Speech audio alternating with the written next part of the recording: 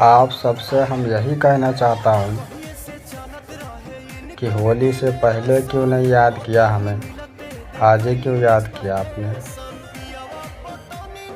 आज ही अपना होली से पहले भी करना चाहिए था याद। चैनल को सपोर्ट करना चाहिए था। तब मैसेज करते हैं कि भाई होली का गाना डालो, होली का ये करो। अब होली निकल चुकी है तो आप सब कमेंट करके बोल रहे हो, मैसेज डालते हो कि भाई होली का गाना क्यों नहीं आ रहा है। जब आप लोग भाई सपोर्ट करोगे, शेयर करोगे तभी तो आप तक पहुंचेगा होली का सॉन्ग।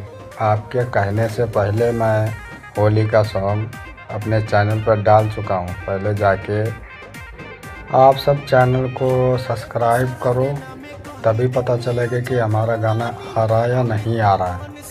पहले फॉलो तो करो जाके, ऐसे थोड़ी।